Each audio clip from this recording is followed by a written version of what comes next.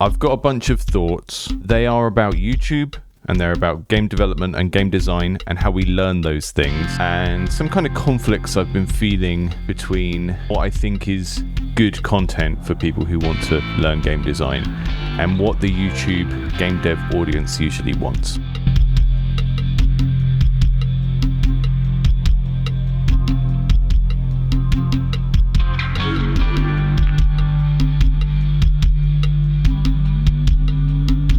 Most of the games content that is aimed specifically at people who are making games falls into two categories. The first type is a developer talking about themselves and their own projects, and this can either be presented as semi-educational or it's more of a kind of confessional about their feelings and their experiences as they develop a game. And then the second type is stuff that is a bit more directly instructional. Here is how to do a thing. Here is how to understand a particular thing. Didactic stuff. And when I say didactic, I mean a form of education that is based on someone talking to you and telling you stuff. Telling you facts for you to learn or telling you what to do. And most of us, when we first start learning game development, we're very much focused on the technical side of how do I even make a game engine do a thing. So the content we're used to engaging with at that stage is didactic. It is someone showing us how to do something or telling us what we should do. Now, that learning approach is more or less helpful depending on what it is you're trying to learn. And it works very well for things where there is a method and you just learn the method, like being shown how to carry out a recipe. If you've ever been in a classroom where there's an activity set up for you to do and you haven't been told what the outcome of that is before you do it, then you are probably being set up to do some sort of discovery-based learning. This is where we kind of need to discuss the difference between hard skills and soft skills, which I think is a terrible name for them because people often hear it and think that we're saying difficult skills and easy skills, but that's not what it means. Hard skills are skills that have a concrete, measurable output where you can see that someone wrote some code or you can see that they drew a picture. Soft skills are things that do not have a visible output, like judgment and communication. All of these things that don't directly result in something getting made, but they modify the quality of the thing getting made. If you just have hard skills, you're in a position to work for someone else, to be like a programmer or artist for hire. But if you don't have any soft skills, like you don't have the ability to do your own research or come up with ideas, then you're always going to be in that sort of employee position. You tortured me. Soft skills are much harder to learn through didactic learning.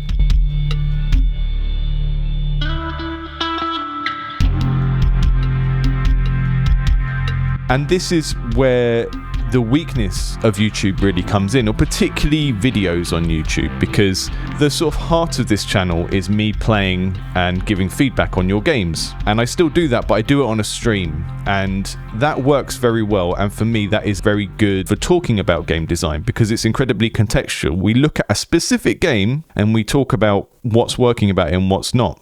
It's kind of like a workshop model. It's not just like I'm there being the expert telling people stuff. Again, that's didactic. I am creating a situation where the devs there and the people in the chat are there who are also designers, and we can all discuss the design and work out between us what is good about it and what is not so good, and like ways forward and all of that kind of stuff. That is the ideal sort of situation to learn something like design in, because design is a set of soft skills. It is your ability to interpret and analyze things. It is your ability to understand other people's experience and empathize with them.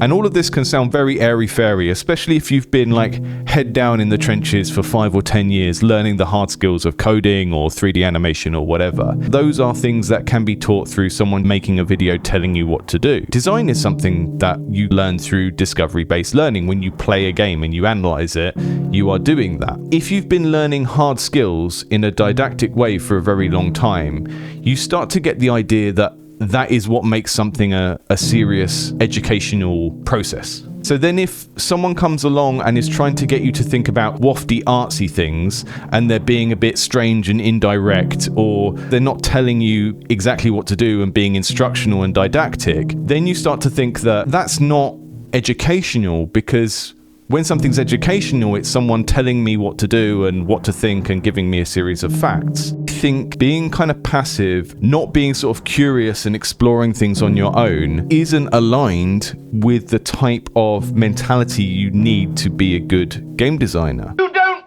need to follow anybody! Yes!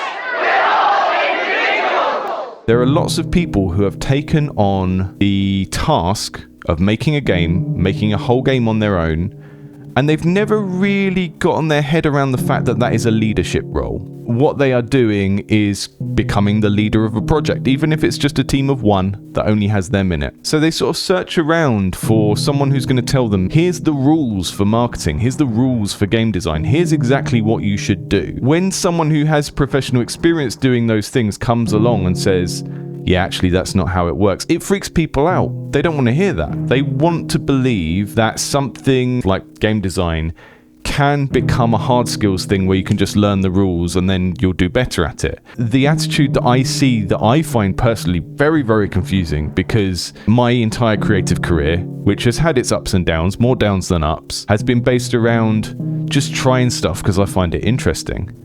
But there are so many people that engage with my content who are looking for really concrete answers. And you look to people like game design experts because you want them to sort of de-risk the activity of doing something creative. And that's understandable. I've been in that place totally. In my late 20s, I got my first job in a studio and I was a hobbyist.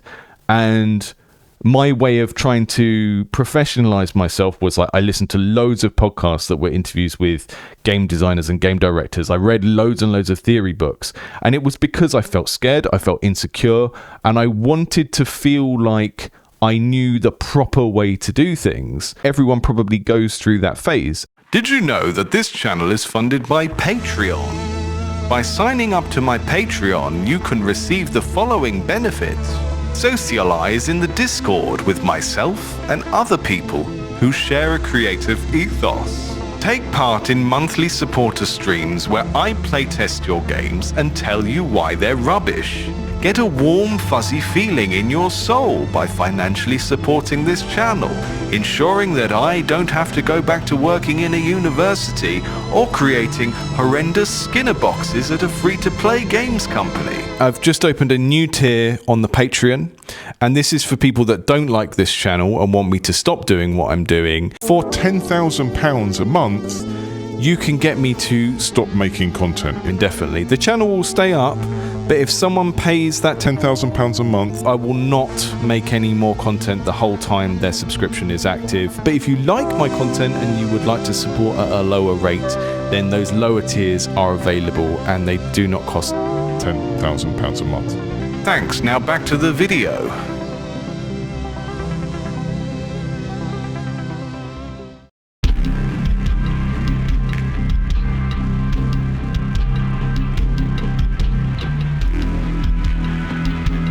If you're a solo developer, you're the designer of the game, you're the director of that game. You make every decision about the kind of creative direction of that game and how it's going to be built and stuff. And by deciding to do that, committing to that activity, you've already decided to become a leader, even if you're only leading yourself. And a lot of the times when I've done one-to-one mentoring through my Patreon, I find there are people that have very strong hard skills that are already making something very good. They're already on the way to making a game that could do well. And the stuff they need support with is getting the confidence to make decisions and stand by them. If you've made this decision to make a game, step back from the culture of games that you're in and think about what that really means in terms of just humans in the world. You've decided to make this media object and you're saying to people, I want you to drop what you're doing, and instead of playing that other game or reading a book or spending time with your kids or whatever it is, I want you to do this thing instead for half an hour. When you think of that in isolation, then you can start to get your head around how this is an act of leadership, how this is something that you do need to be confident and sure of when you're doing it. It takes a while to develop that. I think you develop it by putting your stuff in front of people, seeing how they react. But I think starting from just acknowledging that what you're trying to do is quite weird. I do. And it is asking a lot of people, you're asking for their attention. You don't have to immediately have those skills. You don't have to immediately become a leader just because you're making a game.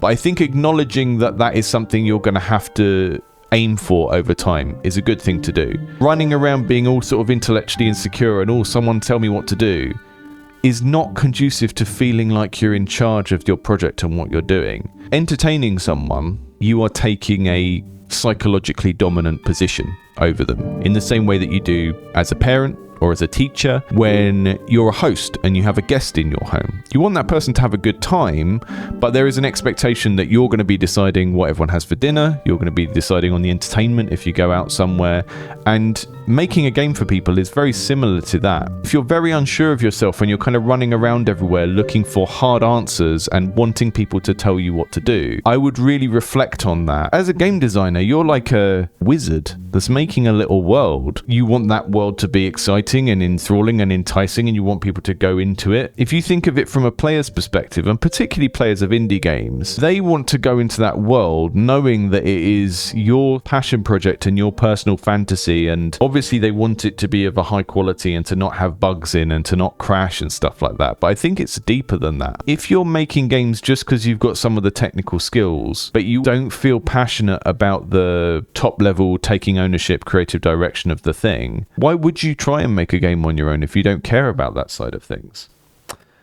That's where I'm at with a lot of this stuff at the moment. There is a big section of the YouTube audience that see someone talking about game design and they want a set of rules. They want to be told what to do. I look at that and I see that attitude and I think, why do you want to make games? We're here to entertain people with our ideas. We're here to entertain people with the worlds we build or the activities we come up with and the quirky little things that we ask people to do. And sure, like someone like me can give you some professional reflections on things that have happened in my career or things that I've tried that worked and things that I've tried that didn't. But what you're trying to do by making a game is an act of leadership. Even if you don't feel like much of a leader now, I think at least acknowledging that that is what's required to make an exciting game that holds people's attention, or to make a interesting artistic game that moves people, or whatever it is you're trying to do, you need to let go of the idea that someone is going to teach you game design by telling you a set of rules. When you're doing something that is based on other people's experience, you do it by trial and error. You don't know until you execute the idea whether the idea is any good. People see the amount of work that goes into making something good, and they really want someone to tell them a magical way to not have to do that. There aren't any shortcuts to that, and the closest thing to it is validating things with other people as early as possible and discussing things with other people.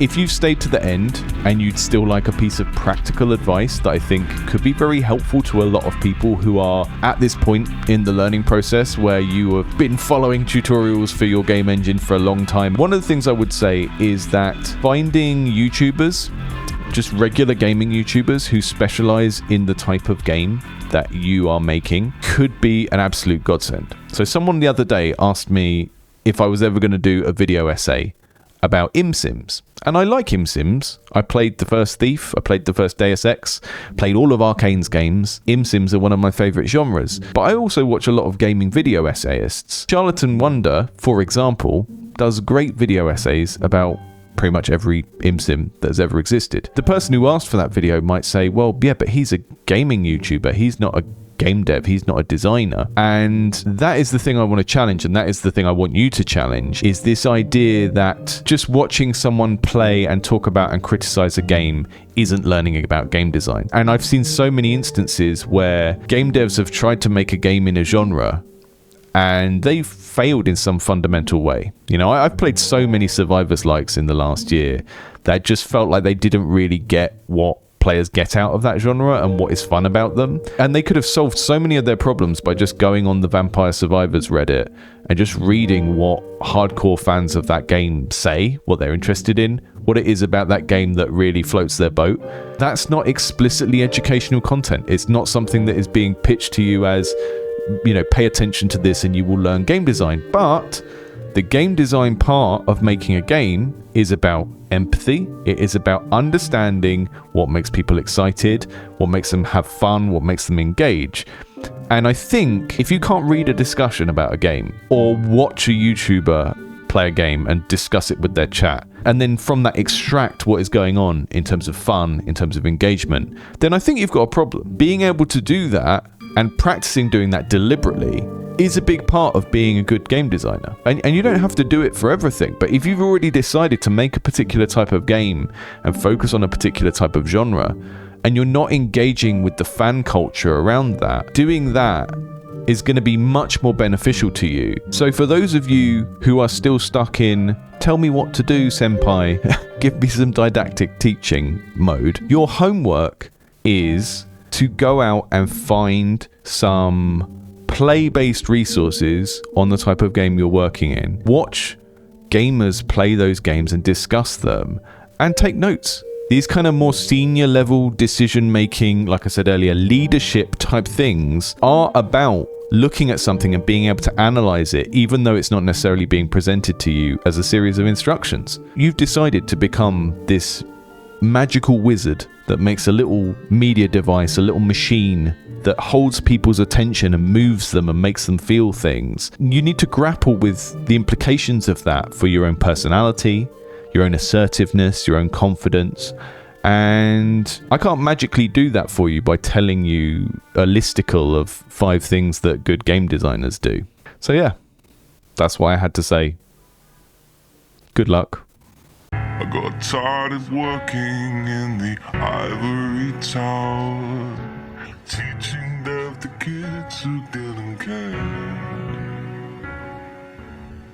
All my design gigs weren't free to play games. I didn't like it much there. Then someone told me there's a place where we can go to share the things you know with folks who need it. So now I'm here, and I've got something to say about the games you keep on sending my way. Some of them suck so bad, but I have got a mission to complete before I'm obsolete. Now making games is pretty rough. You have to know a lot of different kinds of stuff. The kind of person who is good at one thing isn't always good at all the other things it takes to make something that doesn't suck. That's why I'm here. So now you got some on the shoulders you don't fear about the thing you've been creating all these years. And one being ugly, baby, and only a small club of love or a diamond in the rough. Making games is pretty tough. That's why I don't. I can believe in program, I just post and compose sarcastic slow jams to say thank you to the people who tune in to watch me slowly go insane, critiquing all these games in this narcissistic hellscape on the web. Where in order to create, I have to beg. Please support my Patreon. Thanks.